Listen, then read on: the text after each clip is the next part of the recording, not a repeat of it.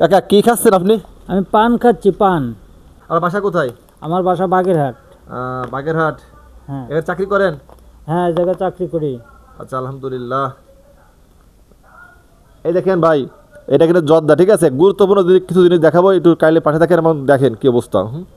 জর্দা জর্দা খাইলে ক্ষতি হয় না? জর্দা খাইলে ক্ষতি হয়, কিন্তু এটা খাইতে খাইতে অভ্যাস হয়ে গেছে, না খেলে ভালো লাগে না। না খাইলে ভালো লাগে না? না, পান আল্লাল্লা লাগে। আল্লাহ লাগে? হ্যাঁ। পান পান কি লাগে?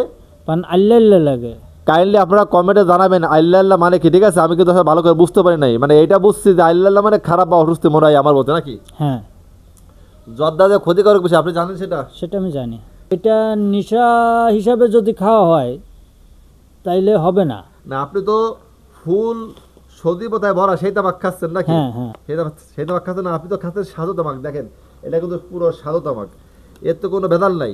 না। অনেকে দেখেছি বিড়ি কিন্তু আগুনে পুড়ে যাচ্ছে, হ্যাঁ। পুড়ে কিন্তু ধোয়া আছে ভিতরে, আর আপনি তো ডাইরেক্ট তামাক খাচ্ছেন। আচ্ছা। তাহলে এতে ক্ষতি বেশি হচ্ছে নাকি বিড়িতে ক্ষতি বেশি হয়?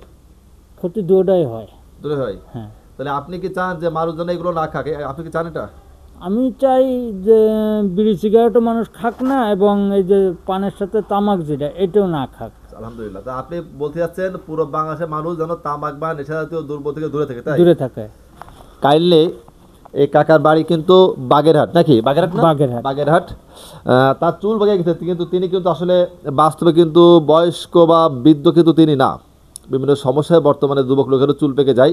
তিনি কিন্তু পান খার রেগুলার, আপনারা দেখেছেন ভিডিওতে। আমি আপনাদের রিকোয়েস্ট করব, তার পক্ষ হয়ে তিনি কিন্তু নিজেই বলতেছে যে আমি কিন্তু তামাক খাই, দয়া করে আপনারা কেউ তামাক খাবেন না। আর আমি তার পক্ষে বলছি, আপনারা মাদক থেকে, তামাক থেকে দূরে থাকবেন, দেশ, সমাজ ও পরিবার, পরিবেশকে সুন্দর রাখবেন, ইনশাল্লাহ। আলহামদুলিল্লাহ। ইনশাল্লাহ।